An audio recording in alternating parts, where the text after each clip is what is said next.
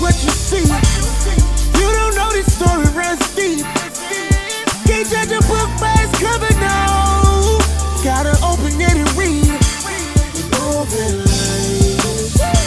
We're moving late. I got some issues, but before you judge me, listen. I'm on a mission to be better than I'll ever be. Yeah, I know I got issues, but before you judge me, listen. I'm on a mission to be better than I'll ever be.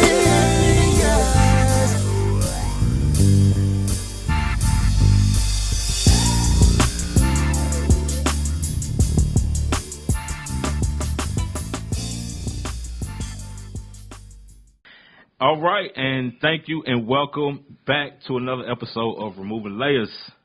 As always, I'm your host, J-Day. Today, I'm excited because we're talking about a touchy but a topic that definitely needs to be discussed. We on depression and anxiety, and you might as well throw in dealing with African Americans because we got a panel full of them tonight. Removing Layers is the name of the show, and as always, before we get into the actual topic, we want to give you that outer layer. And so for today's purposes, I am a 37-year-old male, single. I definitely feel like I've experienced depression and anxiety. Nothing that I have sought help or anything that I felt like I needed help on.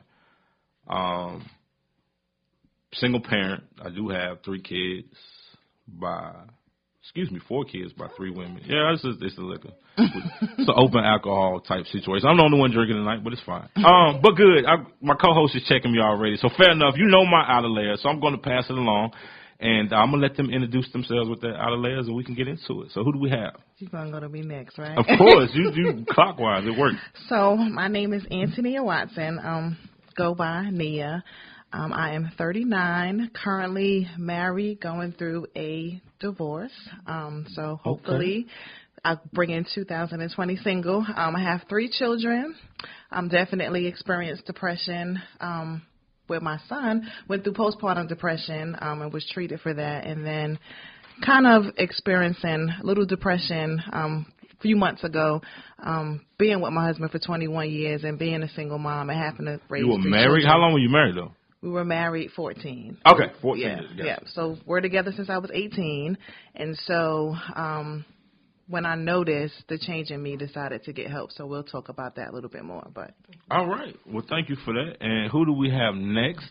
Hi, everyone. My name is Shauna. I go by Shauna. I'm 41 years old. I have 2 kids, a 20-year-old and a 12-year-old.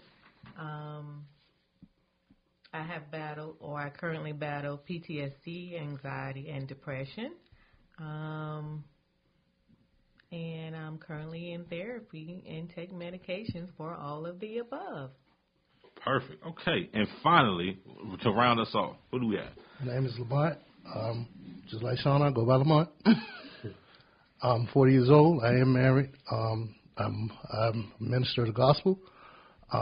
Consider myself not an expert, but I'm working towards an expert in being with depression and grief. I'm actually a doctoral student, and my dissertation is on grief ministry. In May, hopefully, you'll be calling me Dr. Lamont. All right. I have a lot of children, so I ain't going to name them or tell you how many I got. I got a lot of them, and I love y'all all if y'all listening. Yeah, I'm going to get into that. Pastor. All right. Great. I mean, like I said, today's topic is a little different for me. I mean, I like to touch all topics, but this one is, I think, a special one. And to be honest, when I reached out to people about it, this is probably the topic that I got the most response from. I think a lot of people want to put this out there, but I also think it's the topic that doesn't get discussed often. And so depression versus anxiety, I think let's start with depression and just a very simple question. And Shauna, you mentioned that you are currently seeking counseling and help with what you're dealing with. And so just a simple question for you, how do you define depression? For me, depression is a state of sadness a state of emptiness, a state of, for me, it's grief, emptiness, hopelessness. I've actually been battling depression pretty much all my life. And when you say all your life, meaning in your formative years, like early on, is when you say depression, how far back does that go? Are we talking high school, middle school? I would say middle school. And depression for you in middle school was defined as what? A person with low self-esteem who did not consider herself worthy. Just sad. Was this, and we could get into it later, but for you, depression started as insecurities, or was it something deeper? For me, it started, I was raped at age 6. Okay. So after that. All right. Now, that obviously, from a podcast standpoint, that's a big okay. But something I definitely want to get into. But to be fair to the topic, I want to define depression. So, Lamont, for you, how do you define depression? I define depression as just simply a heaviness of your heart. I believe depression is something that it deals with sadness when people are sad. I also believe that depression not only affects your mood, but it also affects your health. I believe it's a health thing and it affects your body. And I believe if you don't deal with the depression or deal with the health issues with the health concept of depression, that eventually it'll actually take you out of here. Absolutely. So we got to definitely deal with depression and the triggers and the things that make people depressed. Right, definitely. And for you, my dear Nia, how do you define, in your space, how do you define depression? Not feeling like myself, not really wanting to do anything, just kind of wanting to be to myself. Me going through depression, I slept a lot because sleeping made me not think about that I was raising 3 kids by myself and that a man that I considered to be my best friend was no longer my friend because it got that bad, you know. So for me, I slept. You know, I worked from home, and when I was supposed to be working, I was sleeping. I hate working because you on the couch and then you're in the bed typing. That doesn't work. So for me, okay. I just wanted to sleep and eat. Like, you know, if I wasn't sleeping, I was eating. So, okay, you mentioned the marriage, but I guess for you, what changed to get you to the point where you considered yourself depressed?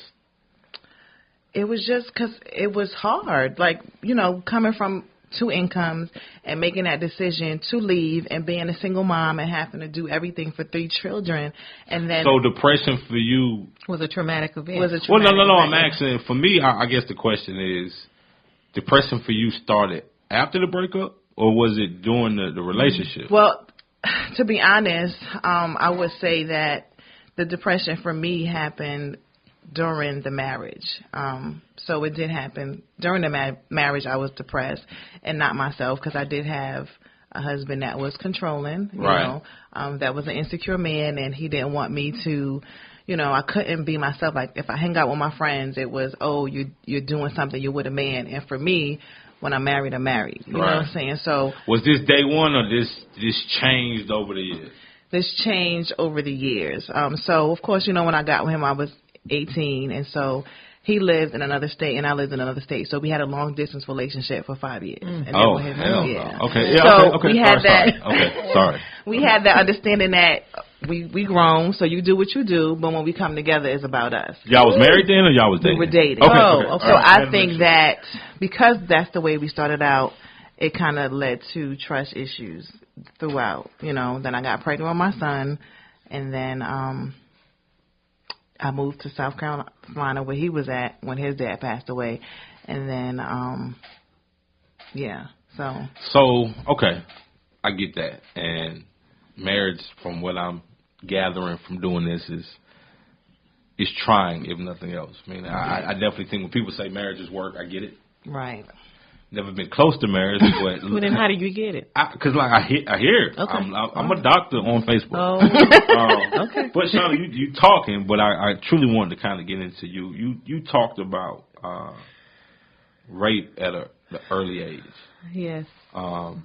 I guess the first question is, and please, I want to be on your comfort level, but was this something that was, the fact that you're talking about it now is super amazing, but was that discussed at age 6 No. or no? Okay. No, actually, I never told anyone or didn't tell my parents until I was pregnant with my second child. Right.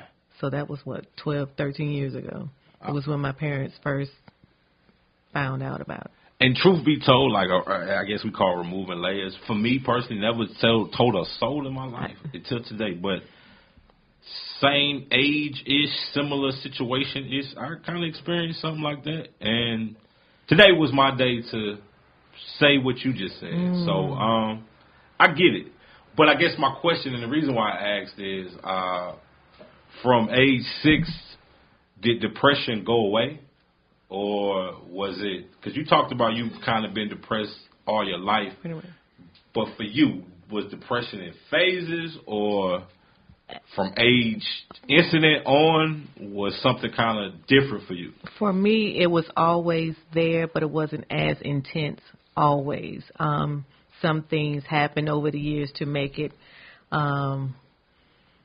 like you say, it'll come in phases. So sometimes it was more intense than others, depending on the situation, depending on what was going on in my life. But I've always had a sadness that I didn't know or couldn't shake. Right. And talking with my mom, found out that for us, it's sort of genetic. My grandfather was depressed, and he ended up killing himself. Wow. Okay. Wow. Yeah. So does that scare you? Because it does scare me. It does scare me. It does scare me. And I find out now, talking to family members, that a lot of my cousins, a lot of my aunts, uncles, they suffer from depression. I never knew that. We don't talk about it. So, yeah. Really quick, I'm not a huge person on stats and statistics. This is not what this is for, but I think it's important for what you just said. A little research that says that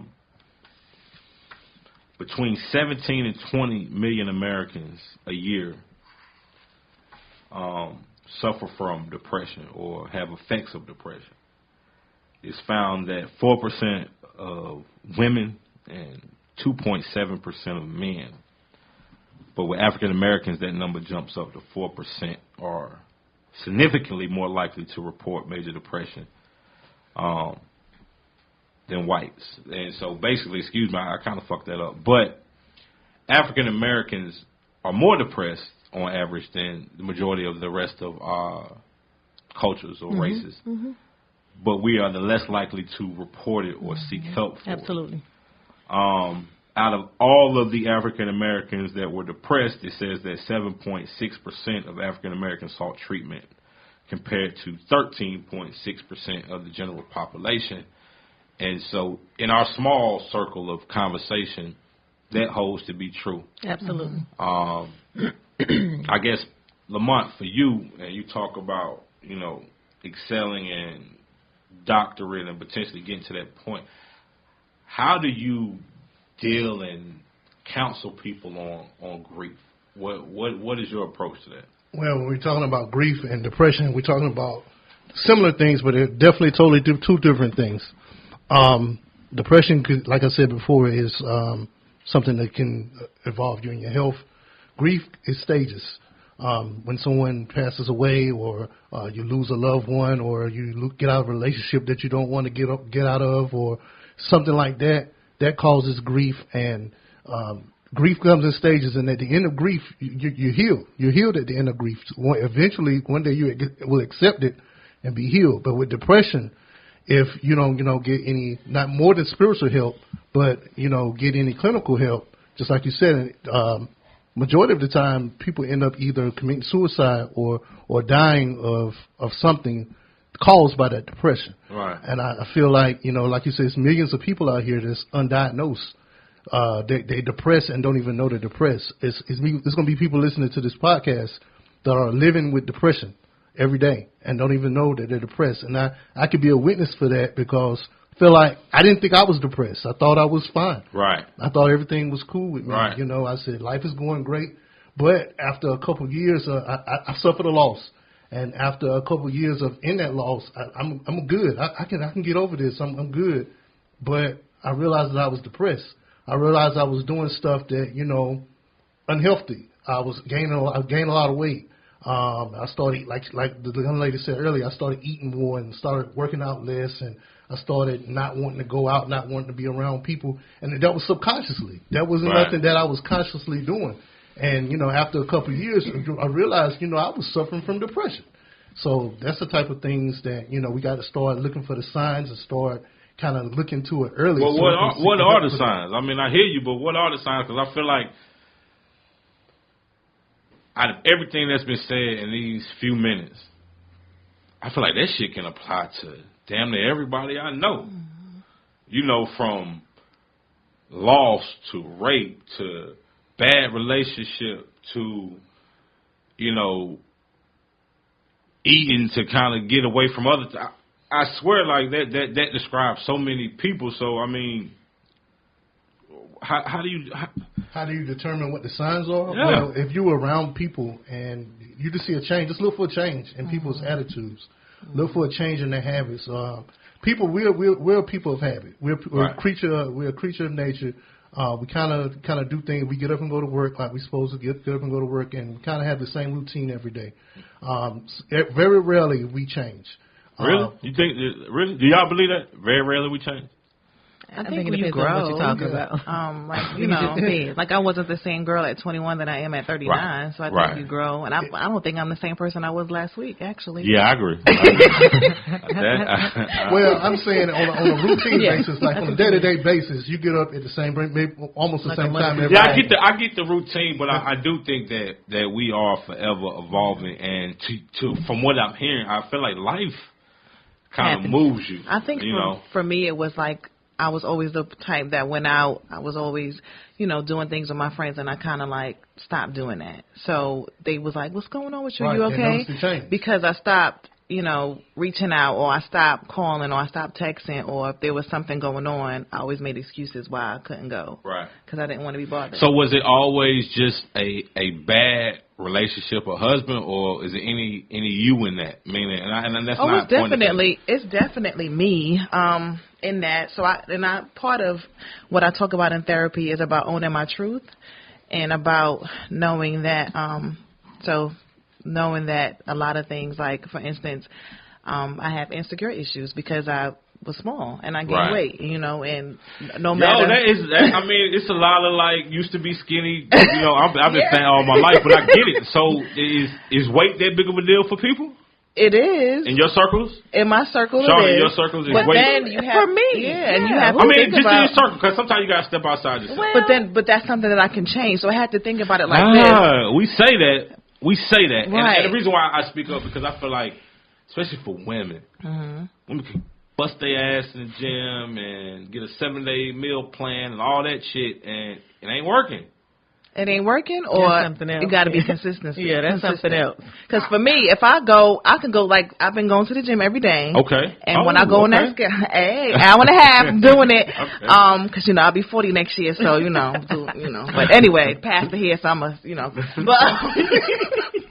but I could lose like 5 pounds a week if I work hard at it. So So those are the things that I had to look at, and that's what we talk about in therapy is about. The things that you can change it, because I can't be upset that I gained weight, but I'm still stopping at McDonald's. Right. So the things that I can change. I was depressed with my job, so I got a better one. Right. So things that you can change, change it. Removing layers, and Sean, I'm gonna start with you. And removing layers is all about kind of switching gears and going there. All right. And I'm big on posting shit on Facebook to get a reaction. And something was posted and it's kind of stuck with me. And I don't agree or disagree, but it stuck with me. And what you just said about gaining weight was a choice. What has been said, and other people seem to agree with it, is depression a choice?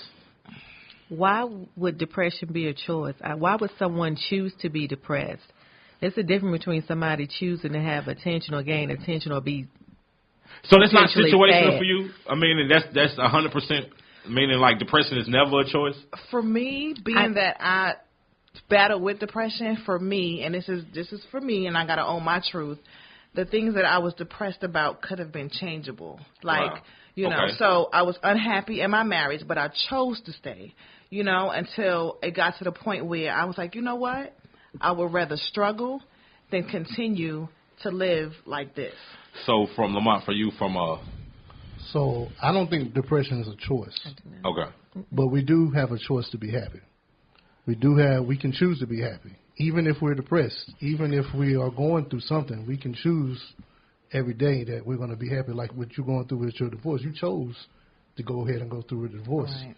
You were depressed, and you're probably still going through some depression. Oh, yeah. 'Cause, But I mean, but you chose you put a foot down and say, look, I'm not going to do this anymore. It's like you said. You say you choose when you go by McDonald's and you choose to do that. I wish I could choose not to go to McDonald's no more, but big guys are winning, so we're good. but let me ask you this though, and I hear y'all, and for some, depression is not a choice. Others potentially, depending on the situation. But do we use depression at times? And I'm around the weight now, and I want to get into other topics, but I think weight in African Americans. I'm a fat boy. I've been heavy my whole life. We winning, but I ain't gonna say we winning, because at the end of the day, most fat people I know don't want to be fat. You feel what I'm saying? So that ain't winning. But I guess my question is, when it comes to weight loss, do we sometimes lump in depression to what you said in regards to not just kind of doing what you need to do? I mean, I know some people, like for me, I wish I was, when I was depressed, I wish I didn't eat because I'd probably be skinny. But for me, eating was how I cope with whatever I was going through. So I had something- eating is a coping mechanism for you, Shauna, too? Not for, well, when I first... You work out, though, a lot. I work out a lot. 4 in the morning. Okay. I do. When I first was depressed after my brother was murdered, I couldn't eat. I couldn't do anything. Right. So I lost a lot of weight. So for some, it could be eating or not eating, sleeping, not sleeping. So for you, depression with your brother, and truth be told, Shauna's dealt with a lot. Brother and cousin, and I don't want to necessarily get into all that she's gone through. But for you, does that? And I don't want to keep calling it depression, but I mean you can call it what you want. But does that hurt, and does it change over time for you, or is it that the same way you felt day one is the same way you felt today, and you can call it depression? I don't want to define it for you, but does the situation with your brother and other loved ones passing for you, has it changed over time, or is it you in the same space? I'm in the same space. Every day that I wake up, I'm in the same space. It's as if it happened yesterday. Most days I don't want to wake up. For all deaths, or your brother specifically? My brother. Okay. And so I battle it every day. That's tough. Am I suicidal? No. No, and But I do I wasn't not even want? going No, there. I'm just putting it out there. No, I get it. With I my think that's fair. depression, I'm not suicidal, but most days I don't want to wake But up. I guess for you say it's the same as day one, but do you feel like that's ever going to change? Meaning, sometimes I feel like some people feel like they owe it to somebody to hurt every day. But for you, I'm asking a very specific question. Do you ever think you're going to get out of that funk? Meaning that day one pain, is it ever going to change for you, you think? If you ask me today, I'm going to say no. Okay. Do I want it to change? That's a good question. And I say that because I grieve so heavy for my brother. Right. And for me, in some aspects, I'm sad because if I am happy or I am enjoying life, then I'm forgetting about him. Right. So I guess, Pastor, I want the response to that. What is your response to her? And what I heard, and I think we all hear different things at times from people. What I heard was, the pain that she felt hasn't gone away, it hasn't changed, and she doesn't feel like it's going to change. But somebody who is in the field and working towards being, that doctorate in the field. How do you combat that response?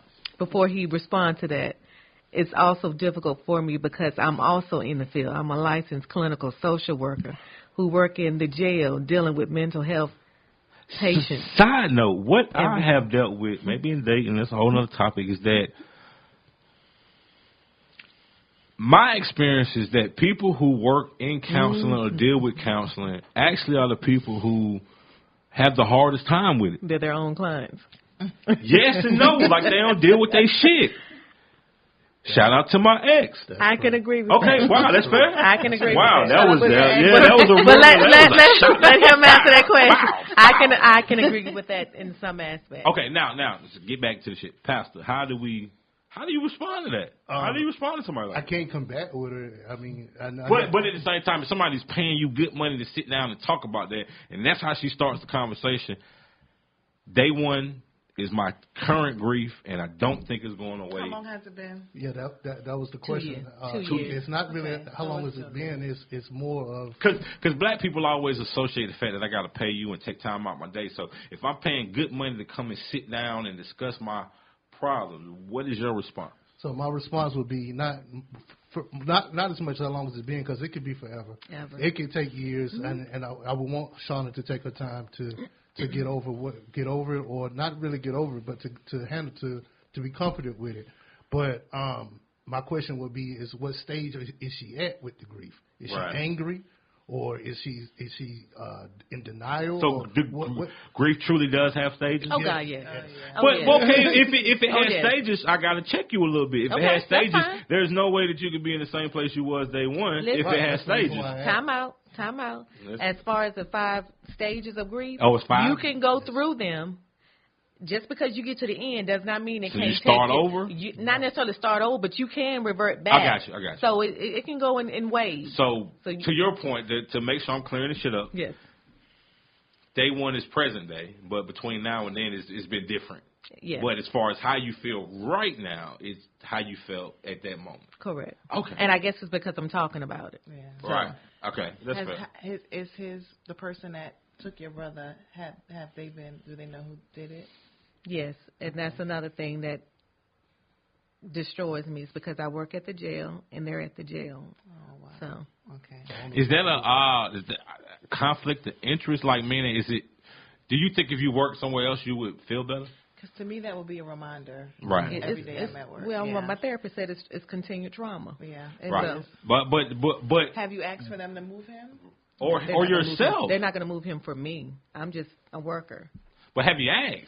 Oh, yeah, it's been discussed. Okay. I mean, it's fair. And I want to put that out there because, sometimes black people say closed mouths don't get Well, fed, they but say you've had the they say conversation. he has his rights, too. And because he has not been convicted, he is just a person who has been charged with murder. Right. He still has his rights. And so he has So to let have me his ask day you in court. this. If you had a different job, would you feel better? My brother's still dead.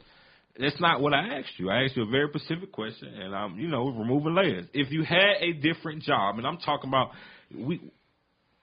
I can't change that grief, but I'm talking about when I hear my friend speak, I hear that she's in a space. I'm in a space. But what I also hear that a part of that space is you spend more time with your coworkers than you do your family, and so if you are spending the majority of your time in a space in spirit that reminds you and puts you in a better, if you were in a different position, in a different job, a different environment, I could keep Maybe going. even a different jail. Would you be in a different space mentally? I don't know. That's a fair fucking answer. I don't know because I'm still there. True and I indeed. love my job. I love what I do. True indeed, but you also love yourself, right? Right. It just depends. Oh. What day are you asking me? What time are you asking me? That's why we're removing these layers. So I got a question. You said you do clinical therapist at the jail. So if this individual needed counseling, would you be able to counsel him? What's so crazy is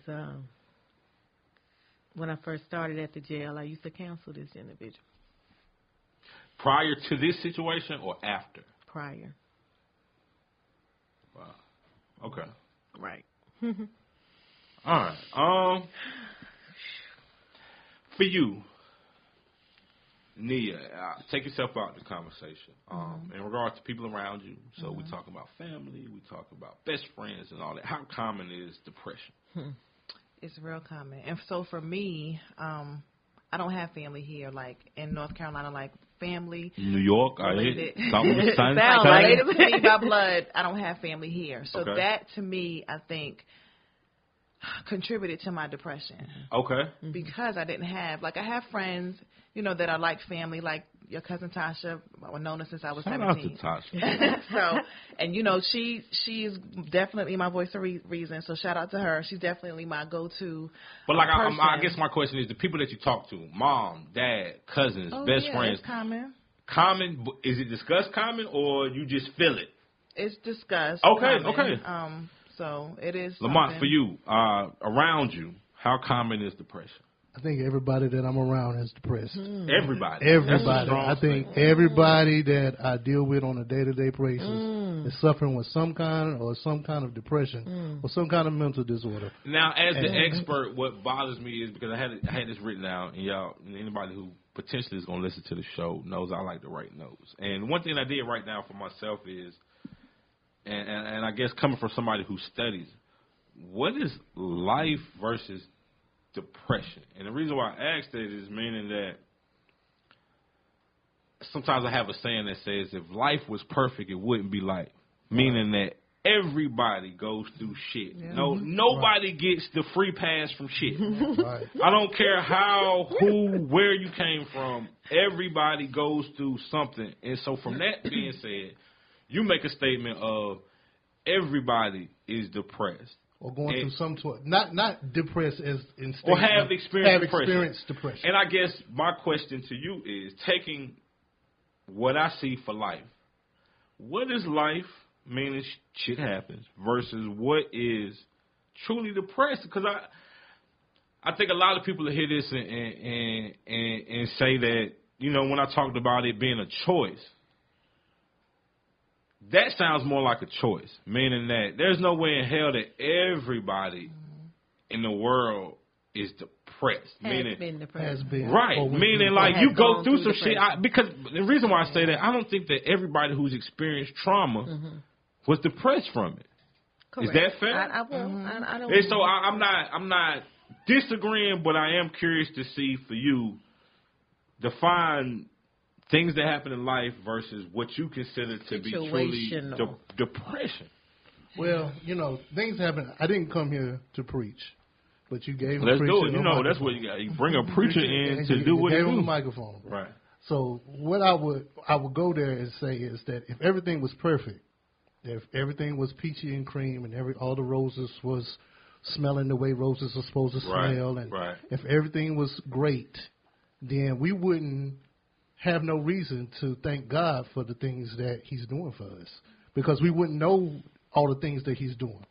We wouldn't know that He saved us from or kept us away from car accidents or away from situations of terrible tragedy. That's the reason why I feel like we have tragedies, is so we can acknowledge that there is a God, and there's a God that's Really though, because seven. I don't want to look at religion like that. I don't want to look at God like that. I mean, I don't want to look at God as like what I'm hearing is that you thank God because it could be worse or it could be bad. But for me, God don't work like that. Meaning that things happen, and you are thankful that you were here. But I'm not living my life thanking God based upon the fact that some fucked up shit goes on in the world and I'm kind of shielded from it. Like, that ain't where I'm at. And I want to make sure I hear you. You know what I mean? So, Well, you know, that's not where you're at, and we can work to get you there. right. Yeah, we can work And to getting you there. And that's why I do this. Please go on. Yeah, because you know that's the way God is. He's our protector. He is our stronghold. He's our strength. He's our But is our God built around the fact that it's gonna always something's always gonna hit the fan? No, nothing is always going to hit the fan. But when stuff do hit the fan, you have to thank God and be thankful that He spared you from it. True indeed. That he blessed. 100%. That he spread from the mess, because there's stuff going on in Durham all the time. I'm glad. I thank God that God has protected and have blood over my children and over myself. Right. Because I'm in these streets in Durham. Right. And I'm in these projects in Durham, and I'm out here beating the pavement down, and we're trying to stop gun violence. But just as easy as me out here trying to stop gun violence, I could be a victim of gun violence. True indeed. So I thank God every day that, that he's covering me with his blood, that he's being my shelter, that he's being my protector. And if it wasn't for these situations, this is for me, this is not for everybody. Right. But if it wasn't for all of these situations going on, I don't feel like I would have a reason to thank him for it. Right. And that's where I'm at. Yeah. Before my brother got killed, I was going to church every Sunday. Union Baptist. Twice on Saturdays. After my brother passed, Shout out. I'm still angry. I'm angry with God, and people tell me God don't make a mistake. I think he did, but that's just me. Because why would he take my brother from me and leave me in this pain? So I'm not there. I'm not. Right, and that's completely understandable. But the thing about, and this is just not on your brother, but anybody that's murdered. We as people, we have choices. Everything preachers like to preach, and people like to say, "It's God's will. God's will did this. God's will did done that." But we do have free will, and we do have choices, and people do things that sometimes are outside of God's will. Absolutely. Like taking your brother Absolutely. away. That was a choice that individual took. Absolutely. That wasn't a choice that God made. And also too, I and that's why I stress the people make the world go round. Yeah. Good and bad. Yeah. Right. And Yeah. no matter how you want to put the layers on it, we affect each other. We do. Good, bad, and different. Environment, upbringing, thought process, however you want to put it, is all impacted by situations in regards to dealing with people. And when you mix people into a situation, it's never going to be perfect, Right. fair, or balanced. And so shit happens, and I hate it, and it hurts, and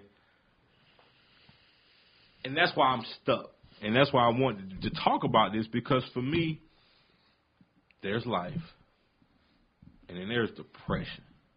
You feel what I'm saying? Mm-hmm. For me, depression came when I got stabbed and I almost lost my life. But that was the blessing. But for me, the depression came in regards to a realization of people. And before I got stabbed, I honestly felt like I had 1,001 friends, and everybody was rocking with me and all that. But what I realized after getting stabbed is that you only get a handful of people who are really for you, and that ain't a wrong or bad thing. You can't be mad at people, but you have to be able to define people. And for me, I think that's where depression set in, because for a lot of years, I invested a lot of myself in people who truly weren't for me. And I think I got depressed because I wasn't mad at them, but I'm mad at myself because I didn't understand the dynamics of people. Right. And before we kind of get into anxiety, I did want to touch on one more topic, and this is completely changing gears, and this is for the ladies. Because I hear this often, and I feel like it doesn't get discussed a lot. For you, as mothers, postpartum depression, is that real? Niggas don't hear it. We hear it in passing, but I'm not hearing it in conversation. Now, maybe because I'm a baby father, but I know postpartum depression is real. But I guess my question to you ladies is, how common is it, and how do you define it? And Nia, I'm gonna start with you.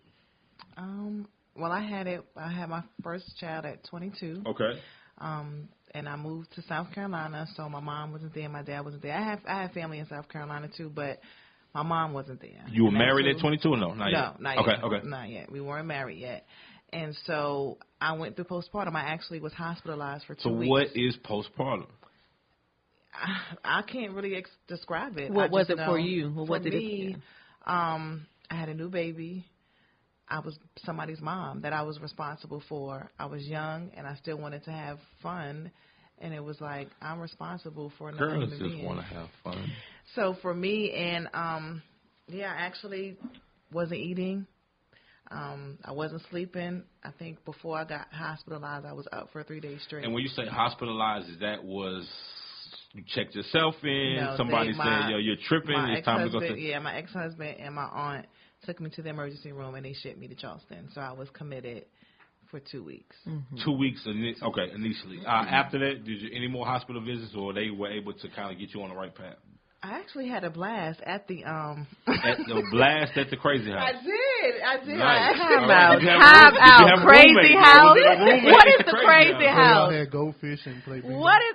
First of all, First of all, Dorothy Dix, Crazy House. Shout out to Dorothy I Dix. used to work there. It's not what you think it is. I used to work there the for food years. was amazing. The food? It was. Oh, yeah. That's some that The we food was see, amazing. and that's why we I got say 3-course meals and weight snacks, gain and snacks. depression Oh, yeah. don't correlate because she talking about the crazy house you got right. Okay, Yeah, okay, it sorry. was Well, go ahead. I'm crazy saying, okay. house. Only thing I Oh, that's the missed wrong last time. Sorry, but I had, want to be like, politically correct. What is Because it you're called? not. Mental health facility. Excuse me. They brought my son to visit. They Okay. put me on medication, but once I got home, I didn't take it.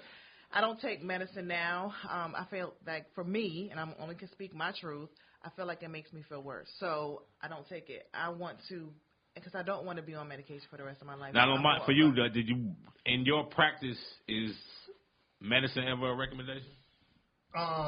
If it's something that's dealing with depression, that's doing something with not for the medicine, I don't recommend the Zoloft or anything like that. But if you have something that's tearing up your blood pressure or something like that, I recommend that you get medical, go see a doctor for whatever it is that you're suffering, dealing with the depression. I know that a lot of people are using medicines, but it seems like medicines have side effects as well. Everything does. Yeah, but some of these medicines, I've And Shauna- seen a couple people on Zoloft, and they just their Shauna side effects worse than depression. is exploding to comment, and so I purposely let you be last because you mentioned it. And so for you, medication does what? How does that affect help? I have taken Zoloft. I do not like Zoloft. Zoloft made me feel like a zombie when I was on it, and it could have been because it was still new in my system. I was driving to work and backing into a parking space, and I hit the wall. You wear glasses though. Well, that has nothing to do with anything. Okay, all right. It had me feeling I was in a crazy space. It had me feeling very weird. So for me, I don't take depression medication. I take anxiety medication, but I don't take depression medication. Amazing transition.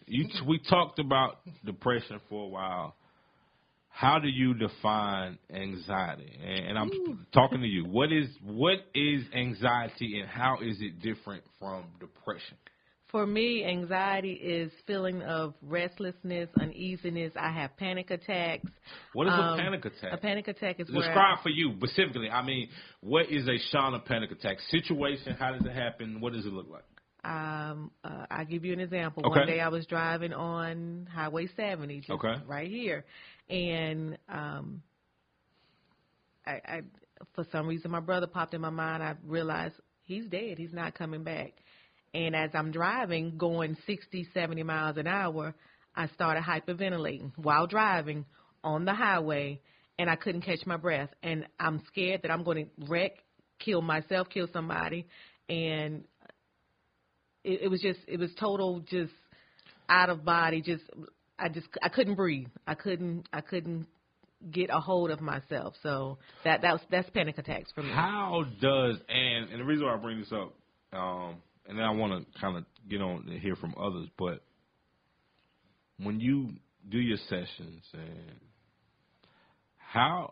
what advice are you giving in regards to dealing with the anxiety part? Did I give to others? Is that what you're saying? No. What advice are they giving you? How are they telling you how to help you fix that shit right there? Like, so you don't have to pull over on 70. I mean, I'm being serious though. For me, I identify my triggers. And no, not you. I'm saying, and because the reason why I want to be specific is because what I'm reading and through my own shit, a lot of Black African Americans do not seek help. Correct. And sometimes we associate a dollar sign to it, an embarrassment to it. So my Correct. question to you, somebody who is proud to say that I am having these conversations with professionals, what advice are they giving you to help with the anxieties that you're dealing with? I take my meds as needed, PRN. I take Klonopin. Yo, as- that is, like, I hate, I didn't mean to cut you off, but we kind of going down. I was hoping you was going to give some positive shit. Like, I don't, I wasn't we done. got viewers, Wasn't but done. the first thing you said is wasn't they put finished. me on some medication. I didn't say that was the first thing I did. Don't I start said, there. Start with something else. What else are they doing outside of medication? Because I feel like a lot of people hear that and they're gonna get scared as hell. Like I'm not for having everybody. anxiety. It's I not go for to the everybody. doctor. They gonna recommend meds. Well, first you have to identify if you're actually having anxiety or panic attacks, what is the triggers of it? Okay. And then, we look into, deep breathing. For some people that does work. You taking a breath, you stopping. You have to live in that moment and you breathing through. Some people do deep breathing. Some people, breathe in and out for 10, 20 seconds. Right. That's one coping skill that some people do. Some people journal. Some people,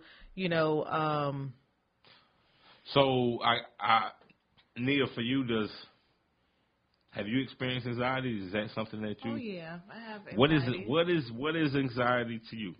Anxiety to me is a nervous feeling that's strong. I think about anxiety all the time. I mean, I have anxiety all the time. I'm a newly single mom with 3 spoiled ass kids. But is that life or is that truly like anxiety? I feel like is a diagnosed situation, and I feel like sometimes When my ex-husband calls my phone, I get anxiety because he aggravates my nerves. Okay, define that. What is anxiety for you? Your husband calls, and what is anxiety? What happens? I get nervous. I'm on 10 already because I already know that is not going to be a good conversation. Is that life or is that anxiety? It's anxiety. Okay. I mean, but I'm going to take that back because it is life. So, I mean, and the reason why I keep poking the bear is because I want to be able, I don't know, but I want to be able to define the difference between just being pissed off and I don't want to talk to his ass versus I learned that what we define as anxiety. So what I learned is that it's okay to be pissed off, but not staying there. So I try to apply a 10-second rule. So I could be pissed, but in 10 seconds, I got to go back into a positive mind frame. So I could be pissed like, you know what? Here go my ex-husband calling me. He's going to irk the hell out of me. Right. But then I got to be like, you know what? At the end of the day, we made 3 beautiful kids together, and my kids are amazing. Okay. So I kind of bring it back to the positive, and like my kids are not wanting for nothing. They eat every day. Their needs are satisfied. That my marriage didn't work, which, kind of sucks. Cause does that bother you? It bothers me. Me. Not the person, but the fact that you couldn't, your marriage, meaning now that you have to tell the world. It bothers me because I have to go back in this world and try to find a decent guy. So, yes, that does bother me. It does. And so, will that make you backslide? Meaning, no, like, no. if he does the right things and y'all can fix it. No. So, okay. All right. Now, moving on, Pastor. Did I say hell no? You said fine. Fuck him. Like shit. Lamont, for you, how do you define anxiety? Well, I haven't dealt with anxiety, so I can't really tell like these ladies can tell about it. Right. Okay. Actually, I like that. So the fact that you haven't dealt with the outside looking in, what is your definition of anxiety? Like they were saying, panic attacks, when nervous attacks. I've seen people that have went through panic attacks before, and heavy breathing and sweating, right? Compulsive sweating. But like I said, I've never dealt with it. I feel like maybe they need to take maybe they're off the meds, and maybe they need to take the medicine or something like that. So I can't tell you how to get over it. I couldn't give anybody any points on how to get over anxiety. But I would say seek medical attention. Make sure that you definitely, if you're out there and you're scared to go to the doctor about it, definitely go to the doctor about it, because you don't want this anxiety to end up being something else. Right. And I think, and this is actually where I'm kind of going. And for me, when we talk about anxiety and depression, being stabbed and losing your life you know, a lot of things go through your mind. But I guess for me, the anxiety part came in where when it initially happened, it was something that was on my mind 117 times a day. You know, I woke up thinking about it, and, you know, I was sleeping, I would wake up, and my whole body wet. And so that let me know that it was fucking with me, or I might be sleeping, and somebody come in the room, and I jump up, and, you know, and I guess 10 years later, instead of 1,700 times a day, 3 or 4. But what hasn't gone away is I sweat. I work in corporate America. I'm a Gemini. And so when my mood changes, when I'm, not even when I'm just mad, but when I'm passionate about a conversation or anything that kind of gets me on 5 and above as far as my level, I start to sweat a little bit. That sounds like anxiety. And that's what, for me, that's my definition of anxiety. I have no idea what that means. Some symptoms of anxiety include restlessness or feeling keyed up or on edge, easily fatigued, difficulty concentrating or mind going blank, irritability and headaches and muscle tension. Right. Now, I guess where I'm going is that for me, over time, I've learned to semi-deal with it.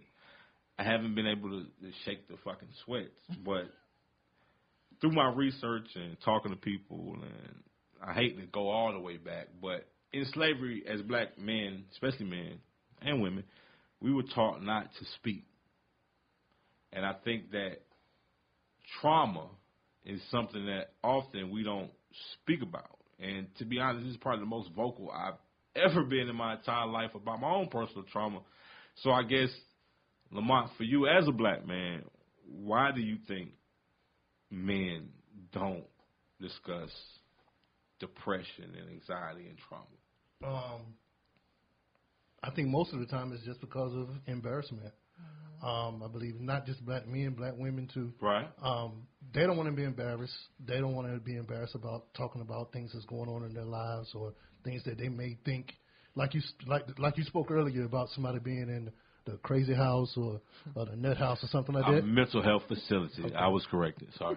So, but they don't want anybody to think that they need to go to a mental health facility, or they don't want anybody to know or think that, you know, they taking mental health drugs or need to take mental health things. Is drugs the answer though? Because you just talked about you didn't want the drugs. So, like, I mean, not for depression. Not for depression. The drugs ain't for everybody. For anything. No, I mean, good answer. Yeah, drugs ain't for. Kids don't do good drugs. Answer. Yeah, like good answer. Yeah, ain't for everybody. But right. if you are, you know, if you're sick. And you don't want nobody. A lot of times we're embarrassed in telling people about what we got going on in our minds or what we got going on in our lives that can help us. And I don't know if it comes from the slave mentality or not. It's just, I think that's just the way of the world now. People like to get on social media and clown people all the time. Right. I think it's stigma that goes behind it. You know, fear of being. Yeah. So let me ask you about stigma. I got a very specific question for the ladies, Shauna, since you spoke. Before, it was pretty common practice that the man kind of took care and ran the household, and over time, that has changed a little bit for various reasons. That being said, do you think a lot of men are suffering from that, meaning the ability not to provide? Does that bring depression for men? I think it definitely can. And I say again, this goes back with my grandfather. He committed suicide because he had kids that he could not take care of. So I think it can travel down. That's, you know, it's the truth. And I guess for me, some of my most depressed friends are my friends who are struggling financially, and also my friends who have experienced heartbreak. I thought it would have been friends who had went through, like you talked about, death and... Or the jail system, what about that? You know, being incarcerated and coming out and trying to find employment or...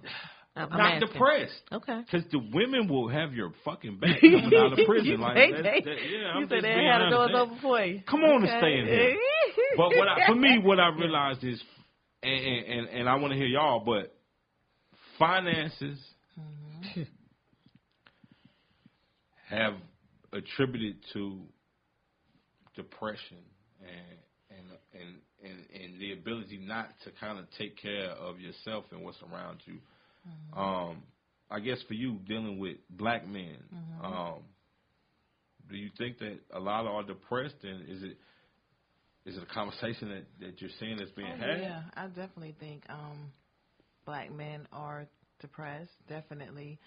But my thing is, when it comes to the financial situation, like I always explain to people, every time I go to a fast food restaurant, I see a help wanted sign, and to me, you're not hungry enough.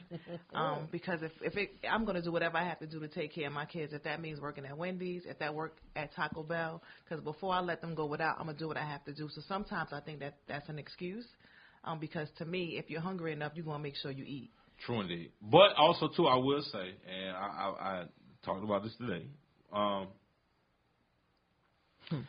there are a lot of people in America, especially men, for various reasons, who can go work 40, 50, 60 hours and not have anything close to the amount of money needed to take care of what you just described as a household.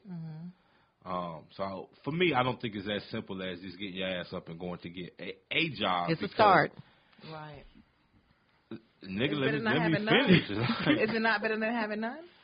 True indeed, but at the same time, like, how many chicks are really like rocking and holding down the nigga working at McDonald's? Well, you gotta date in your limit. You cannot want a 5-star chick, and you gotta date. That's not fair. That is fair. That is fair.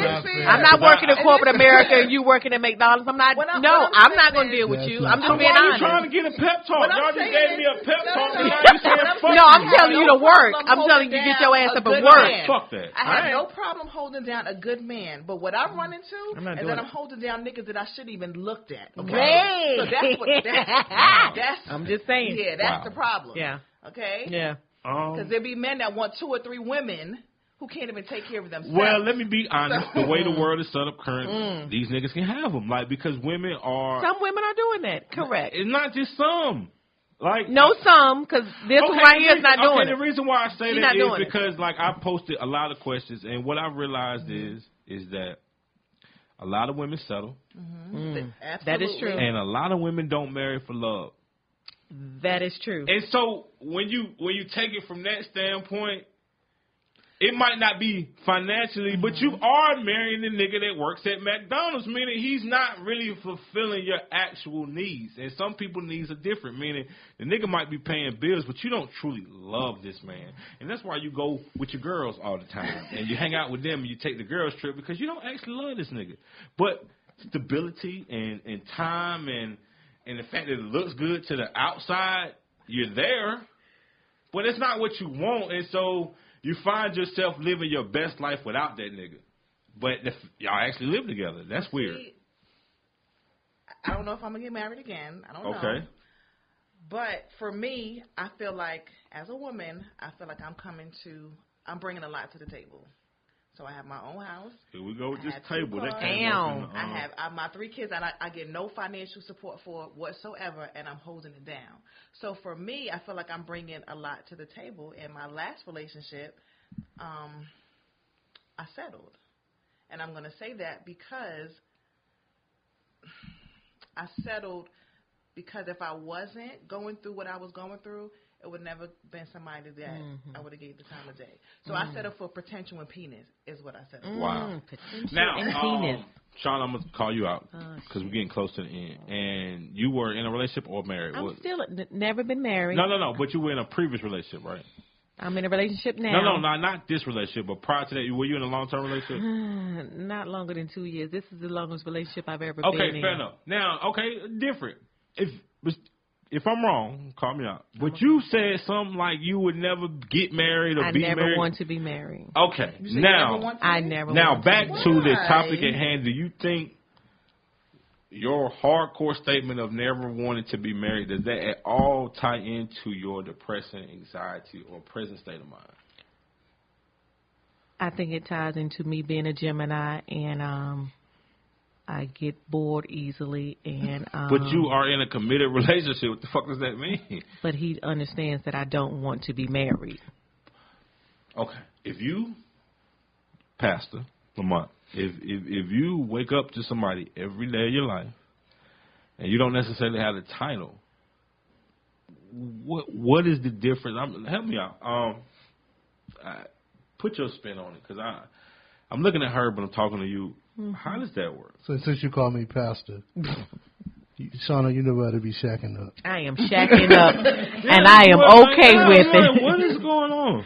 And my mother is a pastor, and I'm okay with it. Now, like I said, but for you, the shacking up is truly Gemini, has nothing to do with depression. No. No what? You said does me being depressed having to do with me being a Gemini? No. The fact that you said that you would never get married. I don't want to get married. That's not one has nothing to do with the other. No. So you felt like if you were in a better space from depression and anxiety, that wouldn't change your stance on marriage? I don't think so. Okay, that's fair. But that's just what how about I feel. Marriage. Oh, no, I want the whole white picket fence and the whole nine. That's a whole different. There's no such thing. All right. But that's another topic. Right. Now, before we get out of here, I want to touch on a few things. How do you, and this was coming from some of the audience, how does depression affect family? Nia, for you, how does depression affect? It definitely affects my kids. With my kids going from having their mom, well, before I decided to end my marriage, I had a conversation with each of my kids and asked them how they felt, and it got to the point where we were arguing every day, and it was affecting my kids in school. So did your kids' opinion about divorce matter to you? It did, okay. Absolutely. And my kids were like, "Mom, we just think it'll be better." And so when they said that, I knew that it was I could do it. You know, so for me battling depression, I don't have any interest in being a mom to my kids. You know, shout out to my son and my oldest daughter for really holding it down, because there's been times where I didn't feel like cooking, where I didn't feel like doing anything with them.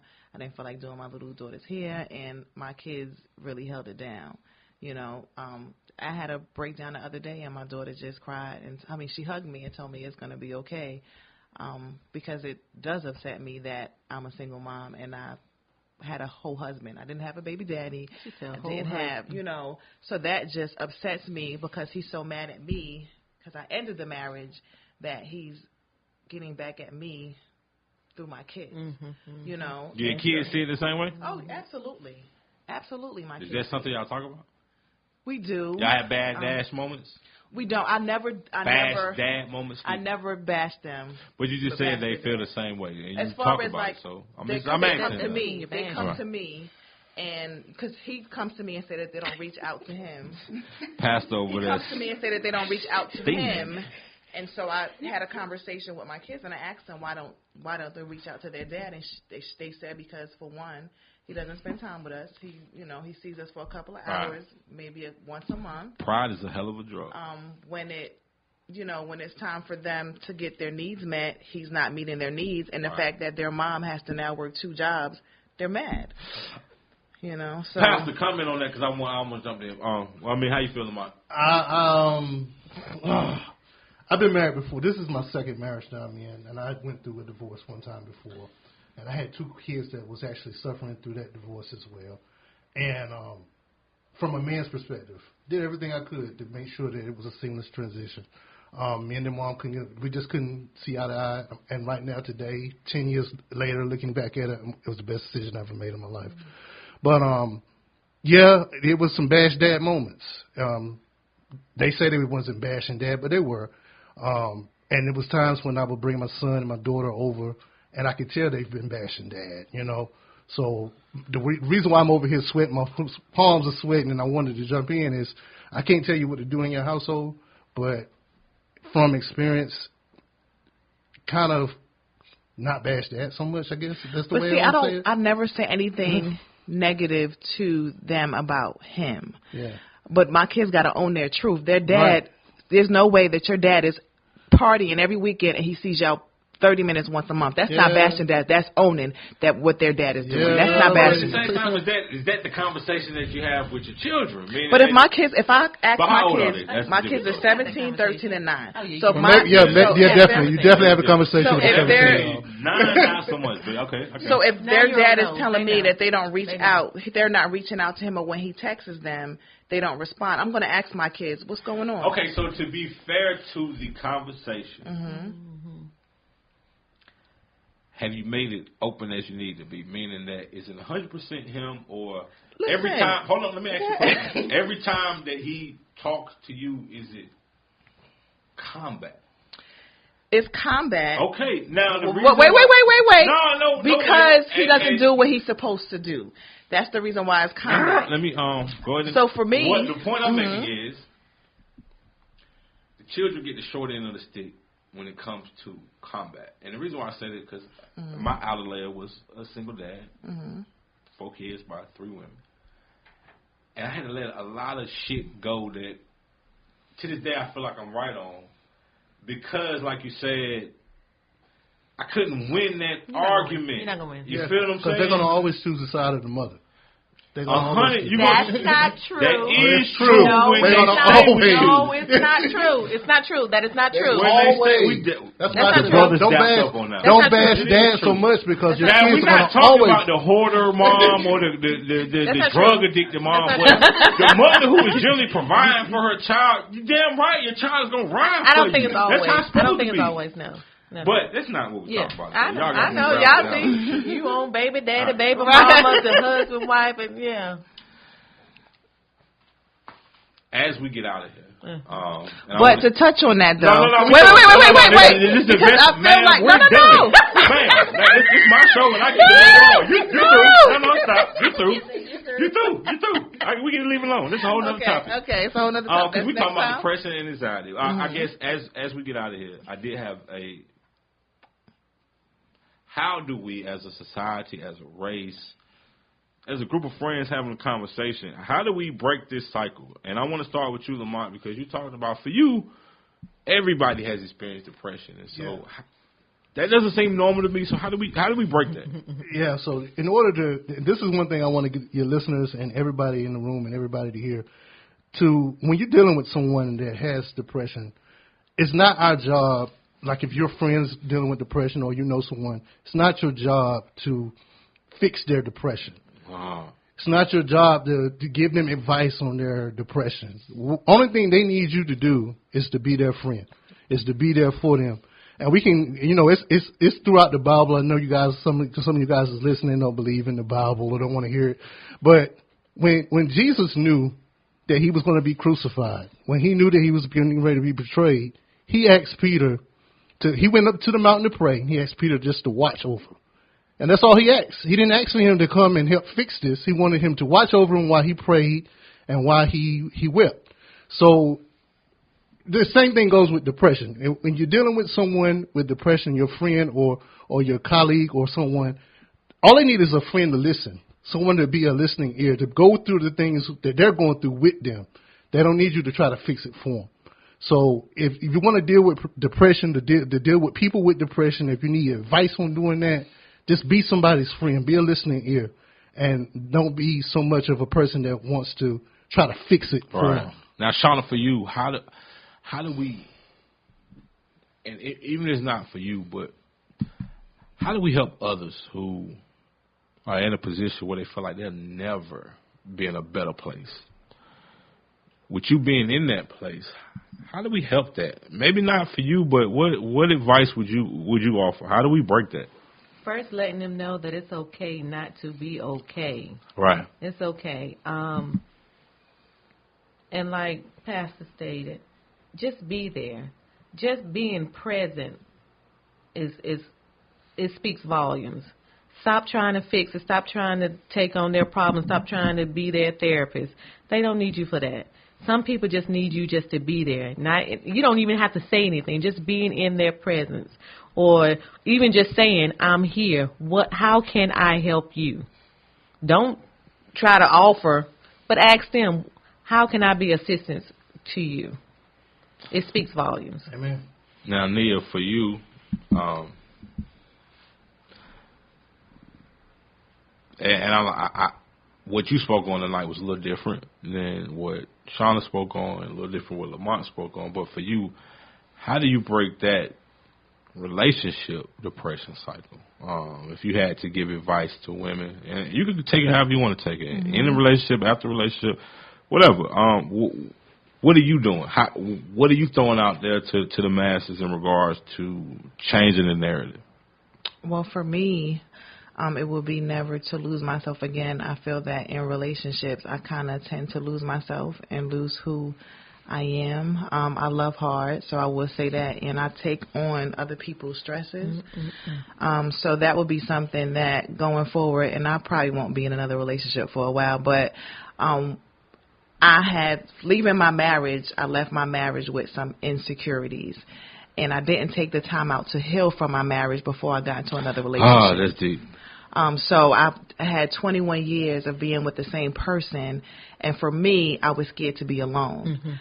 I was so used to having someone, I didn't know how to not have someone. So now I'm owning my truth and knowing how to be alone and spending more time with my kids and focusing on my goals and my dreams and the things I want to do. I enroll back in school, things like that. I'm striving in my career. So those are my focus points, because for me, when I do meet my future husband, because I'm claiming it in advance, I want to give him the best best version of me. And for me, I was loving people when I wasn't even loving myself. Self-care. So for me, in order to truly love someone, I got to love me first. Right. So. Nah, I mean, and for me, this was what I needed. I mean, this was a great conversation. It allowed me to kind of touch on some things that I've never touched on, ever, to anybody. I mean, I think some people listening to this would be like, wow. I didn't even really go into detail on some things, but I feel like you owe yourself the world, so much so that you owe yourself the chance to get out of that funk.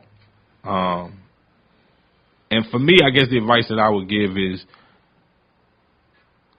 don't give certain things and situations so much of your time. You know, when you talk about relationships, if it's truly over, let it be over. And take it for what it is today. Not what it used to be and how we got to this point. But sometimes you got to take people for what it is. And when you talk about grief, you have to remember people for who they were and what they represented, and do your best to live in that. But the key word is live. You only get one life. No, I'm going to stop you there. Yes, please do. I'm going to stop you there, because you don't only get one life. You only get one death. I seen that the other day on Facebook. Truly. And I guess for me is one earthly life. And truly what you do on earth determines a lot of other paths. And I think that's kind of what I'm saying. Meaning you can't be so stuck on grief that you stop living, because living allows you to live beyond death. Right. And I look at the psychic lady, the white lady on TV, and she can see dead people and shit. I ain't believing nothing about it. But the more I listen to it, I want to see. and the more I look into it, people don't go away. They're always going to be with you. And do I believe in the fact that, you know, my Thomas Sproul is now a bird and he's giving me a sign? I don't know if I'm there, but I feel like he ain't left me yet. And when I go talk to his mom and when I go talk to his son, I feel him. That's good. And so for me, I feel like for grief and trauma, you have to find a way to move on from it. You don't forget it, because shit don't go away. Me getting stabbed ain't going to change. Me losing my life and having to call my dad and I feel like I'm on my way out of here, that ain't going nowhere. Me losing this person, that person, it ain't going nowhere, but I'm going somewhere. I still got some life left and there's some things that I want to accomplish, and so that would be my advice. Remember, love, respect, cherish, but live. It sounds good, and You're damn right. It's easier said than done. I promise you. I promise you. It's easier said than done. But like you said, you have to be open to listening and understanding the person and where they at. Because I'm different from Shauna. I'm different from Lamont. I'm different from Kania. So I get it. Now, that being said, I'm going to close it out, man. People make the world go round, and that's exactly why we do things like this. This has been Removing Layers. Tune in next time for another topic, another group of exciting people with a story to tell, and hopefully through conversation we'll continue moving those layers. Check us out on all social platforms. Shout out to Jason, Mastermind Productions. Shout out to my right hand, Jay. She's definitely holding us down. We're looking for sponsors, too. So if you want to be a sponsor for the show, shout us out, get at us. But thank you. And we done. That's how that works. That's how that works. That's how that works. That's how that works. That's how that works. That's how that works. That's how that works. That's how that works. That's how that works. That's how that works. That's how that works. That's how that works. That's how that works. That's how that works. That's how that works. That's how that